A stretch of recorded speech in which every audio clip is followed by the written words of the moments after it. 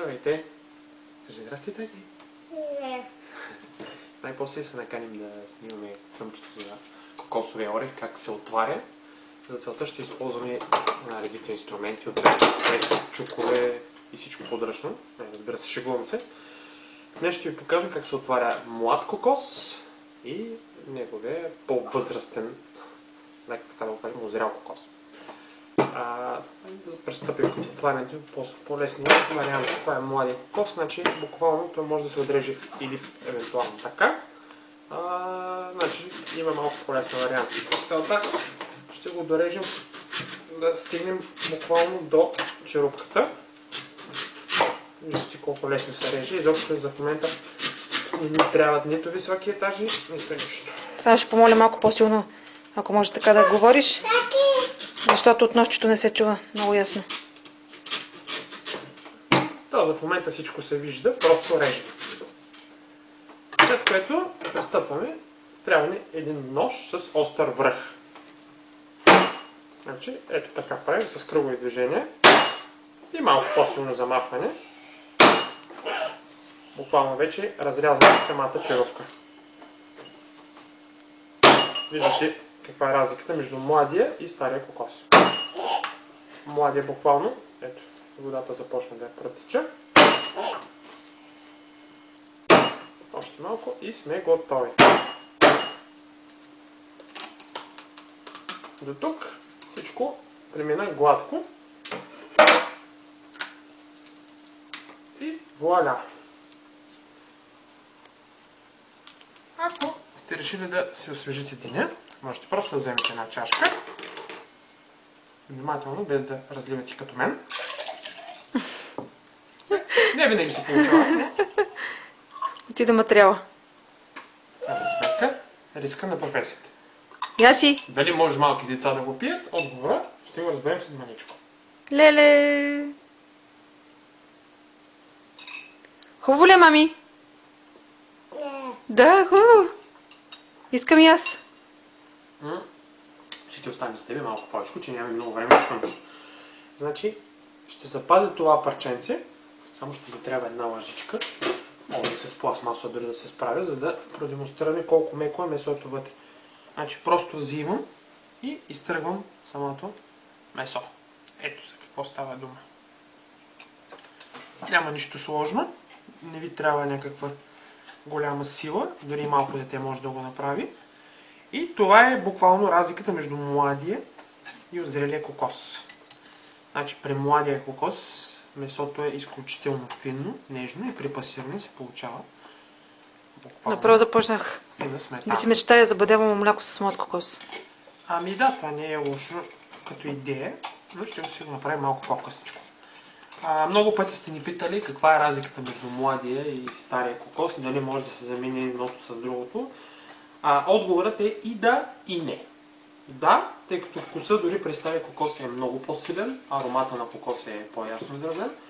Не, тъй като зрелия кокос, когато се пасира, въпреки всичко, без значение колко мощен е блендера, остава на леки, как да го кажа, леко зърнеста структура, т.е. не е толкова финна. Докато младия кокос, когато се пасира, се получава буквално консистенцията на растителна сметана.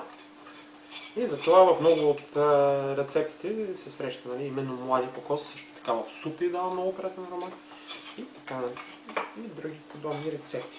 Ами, това е. В общи линии. Хайде сега да ни покажеш. Ето го, какво остава вътре. Голяма черупка, за съжаление малко месо, но водата или така нареченото кокосово мляко е безценно, тъй като това е Електролитна напитка. един богат източник на електролити, които ще заредят тялото ни с много енергия. Сега обаче ще пристъпим към една друга част, която е доста по-сложна, така да се каже. Много хора смятат, че... Ще го мяташ ли? Ами за жалост живеем на втория етаж. Третия. На третия, да. Ако смятаме и партера.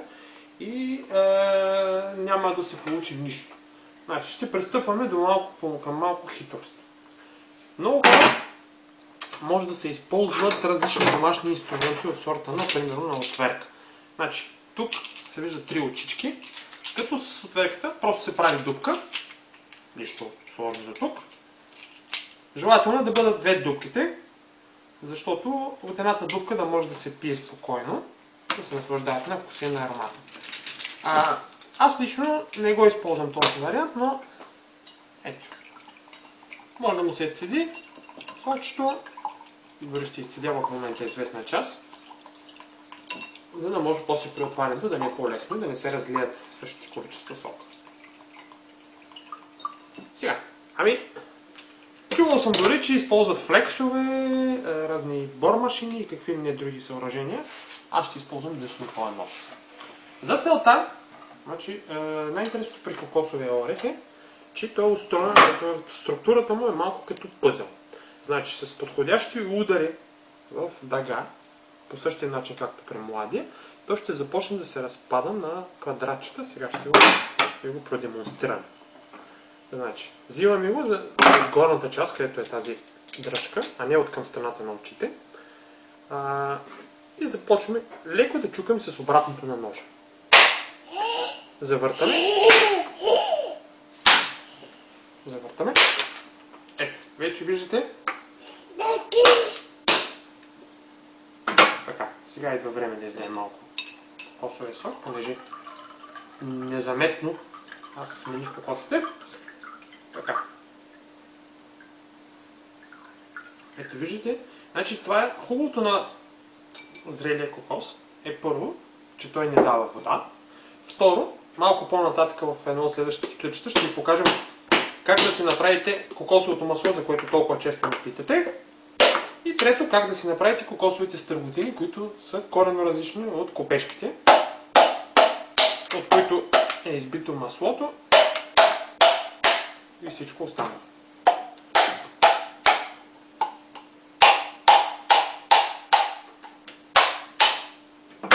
Вуаля!